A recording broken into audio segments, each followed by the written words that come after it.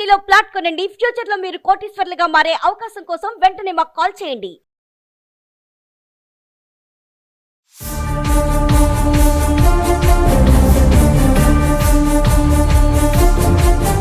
నమస్తే, welcome back to Suman TV. Present మనతో పాటు ఉన్నారు అనలిస్ట్ మందర్ కృష్ణారెడ్డి గారు.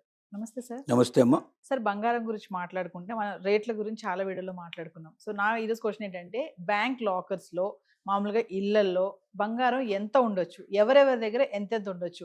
అంటే ఫీమేల్ దగ్గర, ఆడవాళ్ళ దగ్గర ఎంత బంగారం ఉండాలి, మగవాళ్ళ దగ్గర ఎంత ఉండాలి, ఒకవేళ భార్యాభర్తలు అయితే ఇద్దరి దగ్గర కలిపి ఎంత బంగారం ఉండాలి అసలు? మరి దీనికి ఏమన్నా బ్యాంక్స్ నుంచి పరిమితులు కానీ షరతులు కానీ ఏమన్నా ఉన్నాయంటే ఒకసారి వివరాలకు వెళ్తే.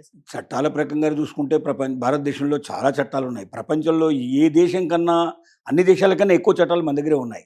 కానీ అన్ని దేశాల కన్నా చట్టాలు అమలు పరచబడుతుంది మన దగ్గరే తక్కువ చెప్పాలంటే. అంటే ఎప్పుడైనా ప్రభుత్వానికి అవసరమైనప్పుడు మాత్రమే, లేదా తమకు గిట్టని వాళ్ళ మీద ప్రయోగాలు చేయాల్సినప్పుడు మాత్రమే, ప్రతిపక్షాల మీద ప్రయోగాలు చేసినప్పుడు మాత్రమే ఇలాంటి చట్టాలన్నీ జ్ఞాపకం వస్తాయి. మిగిలిన టైంలో ఈ చట్టాల జోలికి ఎవరు వెళ్ళరు. చట్టాలు ఒక రకంగా చుట్టాల్లాగా పనిచేస్తుంటాయి చెప్పాలంటే. అలాగే ఇక్కడ లా మేకింగ్లోనే లా బ్రేకింగ్ కూడా ఉంటుంది అనేది ఒక సామెతలాగా చెప్పుకుంటూ ఉంటారు. అంటే ఒక చట్టం చేసేటప్పుడు ఆ చట్టం నుంచి ఎలా తప్పించుకోవచ్చు కూడా ఉపాయాలు, మెలికలు కూడా దాంట్లోనే పెడతారన్నట్టుగా, అంటే జోకే కావచ్చుది కానీ వాస్తవం అనిపించేట్టుగా ఇవాళ పరిస్థితులు ఉన్నాయి. ఉదాహరణకి బంగారం ఎంత ఉండాలి, ఏది ఆథరైజ్డ్గా రసీదు ఉన్నటువంటి బంగారం సంగతి. రసీదు లేకుండా అసలు ఒక బంగారం కూడా మన దగ్గర అసలు చాలా తక్కువ, మేజర్గా చెప్పుకోవాల్సిన బంగారం తప్ప 10 గ్రాముల కన్నా ఎక్కువ బంగారం మన దగ్గర దొరికితే రసీదు లేకుండా దాన్ని పట్టుకుపోవడానికి ఎవరికైనా హక్కు ఉంటుంది వాస్తవంగా. కానీ రసీదుతో కూడుకున్న బంగారం ఎంతవరకు మన దగ్గర ఉండే అవకాశం ఉంది అంటే, మినిమంలో మినిమం మనం తీసుకుంటే ఆడవాళ్ళకైతే వివాహం కానటువంటి వాళ్ళకి 250 గ్రాముల బంగారం వరకు ఉండడానికి పాసిబిలిటీ ఉంది. ఒకవేళ పరంపరగా పూర్వీకుల నుంచి వస్తున్నటువంటి బంగారం అన్నా కావాలి, లేదా కొత్తగా కొంటే దానికి తగినటువంటి రసీదు అన్న మన దగ్గర ఉండాలి. రెండోది మగవాళ్ళకైతే చాలా తక్కువ, 100 గ్రాముల కన్నా ఎక్కువ ఉండడానికి వీల్లేదు. ఎందుకంటే మహిళలే మొదటి నుంచి కూడా బంగారాన్ని, ఆభరణాలు పెట్టుకుంటారనే ఉద్దేశంతో వచ్చింది కాబట్టి, మగవాళ్ళు నేను ఇప్పుడు పెట్టుకుంటాను, నేను ఇప్పుడు చాలామందికి దిద్దులు పెట్టుకుంటున్నారు, రకరకాల పెట్టుకుంటున్నారు. వాళ్ళు కూడా ఇంకా కొంతమంది అయితే బంగారం తగిలించుకొని పెద్ద పెద్ద ఇనుప గల్సులు తగిలించేసుకొని కూడా చూపించుకుంటున్నారు. అది ఒక రకంగా షోకేస్ బొమ్మలాగా తయారైపోయి తమ గొప్పతనాన్ని చాటింపు చేసుకోవడానికి లేదా మీడియాలో కనపడడానికి చేసేటువంటి ప్రయత్నం తప్ప ఇంకోటి లేదు. కానీ చట్ట ప్రకారంగా మనకున్నటువంటి రూల్స్ ప్రకారంగా ఏం చెప్తుందంటే, 250 గ్రాములు వివాహం కానటువంటి మహిళకి, వివాహమైనటువంటి మహిళకి 500 గ్రాముల వరకు ఉండడానికి. ఎందుకంటే మంగళసూత్రం ఇలాంటి కొన్ని ముఖ్యంగా ఉంటాయి కాబట్టి దాన్ని దృష్టిలో పెట్టుకొని ఒక సాంప్రదాయబద్ధంగా ప్రభుత్వం నిర్ణయించినటువంటి వ్యవహారం ఇది. మగవాళ్ళకైతే 100 గ్రాములు మాత్రం. అంటే ఒక కుటుంబంలో ఒక భార్యాభర్త ఇద్దరు ఉన్నట్టయితే 600 గ్రాముల కన్నా బంగారం ఎక్కువ ఉండడానికి వీల్లేదు చట్ట ప్రకారంగా. ఇంతకన్నా మించి ఉండకూడదంటే ఆదాయ పన్ను చెల్లించినటువంటి డబ్బుతోటి ఎంతైనా కొనుక్కోవచ్చు, తప్పేం లేదు. ఆదాయ పన్ను లేకుండా కూడా ఉండేటువంటి అవకాశం ఉండేది మనకు బంగారం రూపంలో ఉండేది. పూర్వీకులు ఇచ్చినట్టుగా నిరూపణ చేయగలిగితే ఇది, ఒకవేళ లేదా కొత్తగా ఉన్నట్టయితే రసీదుల ప్రకారం ఉండాలి. ఇంతకన్నా మించిన బంగారం మనకు ఉన్నప్పుడు చట్ట ప్రకారంగా డబ్బు ఆదాయ పన్ను చెల్లించి మనం కొనుక్కోవచ్చు, ఎంతైనా కొనుక్కోవచ్చు. ఎన్ని కోట్ల రూపాయల బంగారం కొనుక్కున్నా అభ్యంతరం లేదు. కానీ ప్రభుత్వానికి చెల్లింపులు జరగాలి, అప్పుడు మాత్రమే సాధ్యం అవుతుంది. అలాగే ఒకవేళ ఉమ్మడి కుటుంబం అయినట్టయితే, ఉమ్మడి కుటుంబంలో పురుషులు ఎంతమంది ఉన్నారు, స్త్రీలు ఎంతమంది ఉన్నారు, వివాహం కాని వాళ్ళు ఎంతమంది ఉన్నారు, వివాహం అయిన వాళ్ళు ఎంతమంది ఉన్నారు, వాళ్ళు మేజరా చిల్డ్రనా, ఇవన్నీ దృష్టిలో పెట్టుకొని దీని ప్రకారంగా లెక్కలు ఉంటాయి. ఈ లెక్కల ప్రకారం ఉండాలి. మరి ఈ లెక్కల ప్రకారమే ఉన్నాయా, ఇంతకన్నా మించి ఉన్నాయా అనేది ఒక పెద్ద ప్రశ్న. ఒకవేళ మనకు సంబంధించినటువంటి లాకర్లో మనం ఎంత బంగారం పెట్టుకోవడానికి మనకు అవకాశం ఉంది అనుకున్నప్పుడు, లాకర్లో ఇంత పెట్టాలి అంత పెట్టాలని రిజర్వ్ బ్యాంక్ ఆఫ్ ఇండియా ఏ రకమైనటువంటి చట్టం చెప్పలే.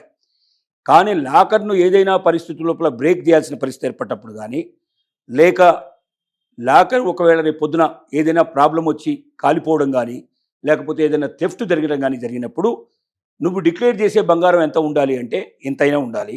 ఇంతకన్నా మించి ఉన్నట్టయితే అది చట్ట ప్రకారంగా దానికి ఆదాయ పన్ను చెల్లించిందా లేదని చెక్ చేస్తారు.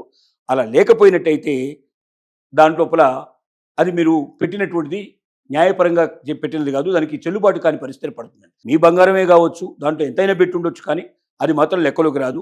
ఇంతవరకు మాత్రమే డబ్బులు చెల్లించేటువంటి అవకాశాలు ఉంటాయి. అది కూడా కొన్ని కండిషన్స్ ప్రకారం, అందరికీ ఇవ్వబడదు, కొన్ని కండిషన్స్ ప్రకారంగా ఇవ్వబడతాయి. కాబట్టి దీని లోపల మనం జాగ్రత్త తీసుకోవాల్సిన పరిస్థితులు మనకి ఏం కనబడుతున్నాయంటే, లాకర్లో బంగారం పెట్టేటప్పుడు డిక్లేర్ చేయడం జరగదు కాబట్టి ఇష్టం వచ్చినంత బంగారాన్ని మన లాకర్లో పెట్టేసి రేపు అనుకోని పరిస్థితుల్లో ఏదైనా ఒక థెఫ్ట్ జరిగి లేదా ఏదైనా కాలిపోయి ఇంకేదైనా దోపిడీ చేయబడితే ఇట్లాంటి పరిస్థితులు ఏర్పడ్డప్పుడు మనకు ఇంతవరకు మాత్రమే మనం డిక్లేర్ చేసుకునే పాసిబిలిటీ ఏర్పడతాయి తప్ప అంతకన్నా మించి డిక్లేర్ చేయడానికి పాసిబిలిటీస్ ఉండవు. ఇప్పుడు కొత్తగా రాబోయేటువంటి ఆర్బీఐ పెడుతున్న కొత్త గైడ్ లైన్స్ ప్రకారంగా ఒకవేళ చట్టం వస్తే 100 టైమ్స్ ఎక్కువ దానికి మనం క్లెయిమ్ చేసుకోవడానికి మనకు పాసిబిలిటీస్ ఏర్పడతాయి. కానీ మన మీద ఏదైనా సరే రైడ్ చేయడానికి ఎప్పుడైనా ప్రభుత్వానికి సంబంధించిన అవకాశాలు ఉన్నాయి. అంటే కోర్టు ద్వారా ఆర్డర్ తీసుకొచ్చి మన లాకర్లైనా ఓపెన్ చేయొచ్చు, లేదా మన ఇంటిని కూడా సోదా చేయడానికి ప్రభుత్వం ఏదైనా పరిస్థితులు అంటే ఎందులో అయినా పట్టుబడి కానీ ఆదాయ పన్ను సక్రమంగా చెల్లించట్లేదన్నప్పుడు ఆదాయ పన్ను సంబంధించినటువంటి అధికారులు కానీ మన ఇంటిని సోదా చేయడానికి ఎప్పుడైనా సరే చట్ట ప్రకారంగా అవకాశాలు ఉంటాయి.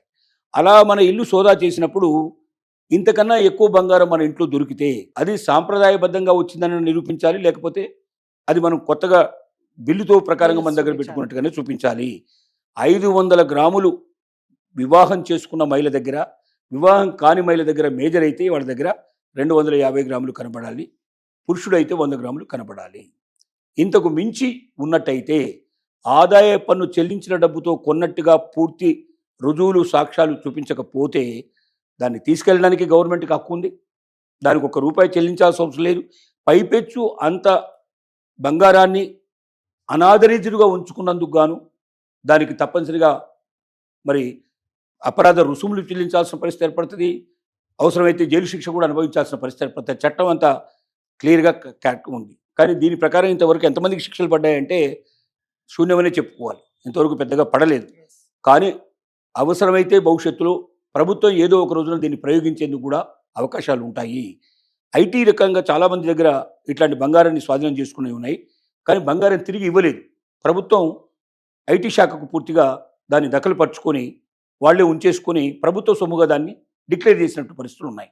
అందువల్ల ఎప్పుడు కూడా ఇళ్లలో ఉండేటువంటి బంగారం ఇష్టం వచ్చేట్టుగా మన దగ్గర ఉంచుకునే పరిస్థితి మనకు లేదు. బయటపడ్డప్పుడు మాత్రం ఏదైనా సందర్భంలో ఎవరు చెప్పలేము, ఎవరు ఎక్కడ అనుమానం వచ్చినా కూడా ప్రభుత్వం సోదా చేసే అవకాశాలు ఉంటాయి. అనుమానం వచ్చినా కూడా కోర్టు మనకు ఆర్డర్ ఇచ్చే అవకాశాలు ఉంటాయి. అలాంటి పరిస్థితుల్లో ఇవన్నీ బయటపడితే ఆ బంగారం అనేది కాకుండా పోతుంది. ప్రభుత్వం పూర్తిగా దాన్ని తీసుకుంటుంది. పైపెచ్చు శిక్షలు పెనాల్టీలు పడే అవకాశాలు కూడా లేకపోలేదు. కాబట్టి ఈ విషయంలో జాగ్రత్త పడి ప్రతి మహిళ ఎంత బంగారం తన దగ్గర ఉండాలో ఈ చెప్పిన లెక్క ప్రకారం ఉంచుకొని కొత్త బంగారం అయినా తీసుకోవాల్సినప్పుడు చట్ట ప్రకారంగా మనం ఇన్కమ్ ట్యాక్స్ కట్టిన డబ్బు మన దగ్గర ఉంటే అది చెల్లించి మనం సత్యనారాయణ కరెక్ట్గా మన దగ్గర రసీదు పెట్టుకొని దాని ప్రకారంగా మనం డిక్లేర్ చేసుకోగలిగితే డెఫినెట్గా అది మనదవుతుంది, లేకపోతే మనది కాకుండా పోతుంది. Thank you.